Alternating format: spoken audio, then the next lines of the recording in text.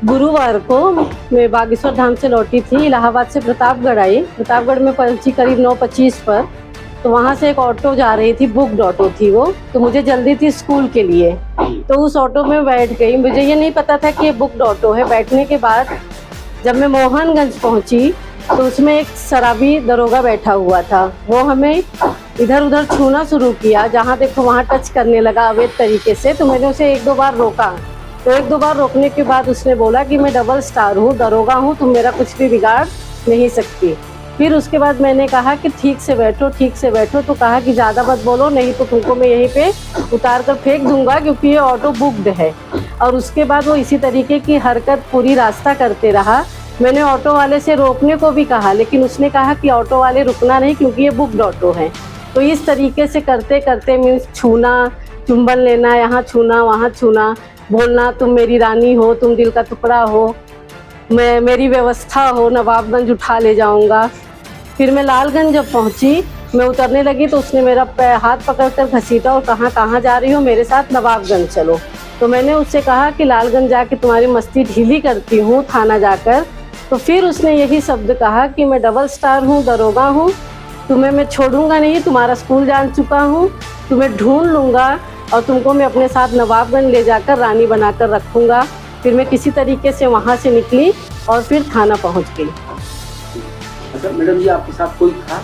मेरी बिटिया थी मेरे साथ, जो 22 साल की है, वो भी मेरे साथ गई हुई थी। अच्छा, कहाँ से लौटे थे आप? हम बागेश्वर धाम से लौटे थे। तो मतलब वो आपने उसी सीट पे बैठा जहाँ पे मिडल वाली सीट में, क्योंकि पीछे वाली सीट पे उसका पूरा सामान रखा हुआ था। उसी दिन उसकी पोस्टिंग नवाबगंज थाना हुई थी प्रयागराज से।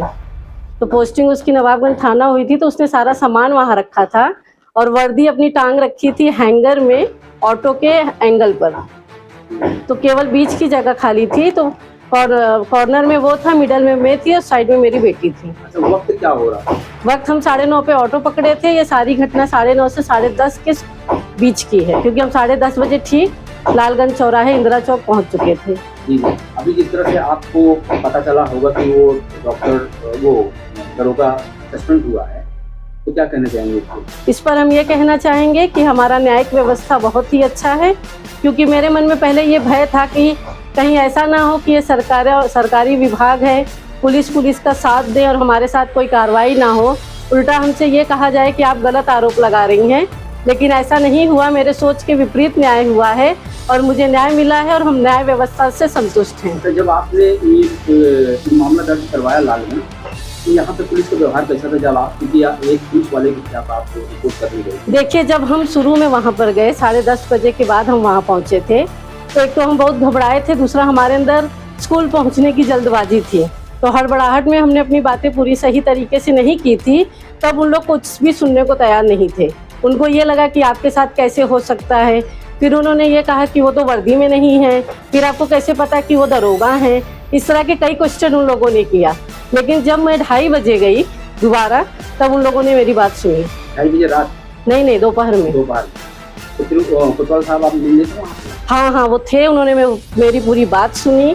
फिर उन्होंने वहाँ पर कॉल भी किया, फिर उन्होंने पता भी लगाया और उन्होंने ये भी कहा कि आपके मतलब हम आपका ध्यान देंगे, आप चाहे मुकदमा लिखवा सकती हैं, चाहे उसे सस्पेंड करा सकती हैं। तो दरोगा फिर वहाँ लालगंज से चले गया या फिर थाने पे यहाँ पे लालगंज में आया? नहीं, वो वहाँ नवाबगंज में ही था, वो पी के पड़ा हुआ था। जब उन्होंने फ़ोन किया तो वहाँ से ये आया कि वो पी के पड़ा हुआ है अभी भी। अच्छा, मतलब आप एक महिला थी, जिस तरह से आपको डरना चाहिए था कि ये दरोगा है, फिर भी आपने एक हिम्मत की।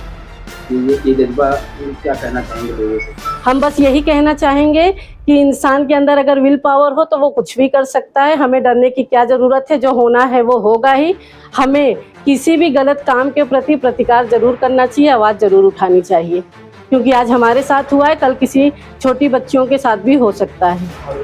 तो ये अगर रक्षक बने, कैसे आपको लगा? आप एक शिक्षिका भी हैं, आप क्या महसूस किए मतलब कि जो हमारी रखवाली करने वाले हैं वो हमारे साथ ही इस तरह से आप क्या कहना चाहेंगे? हम इस पर ये कहना चाहेंगे कि जब वो उन्होंने ऐसी हरकत की तो खुद हम अवाक थे कि ऐसा कैसा हो रहा है। अभी तक तो पहले तो मैंने केवल सुना था और अखबारों में पढ़ा था, लेकिन जब हमारे साथ हुआ तो हम खुद ही नहीं समझ पाए कि ऐसा कैसे हो रहा है और हमारा कानूनी व्यवस्था किस दौर पर जा रहा है। अगर ऐसा जाता रहा तो हमारा देश बहुत ही पीछे जाएगा।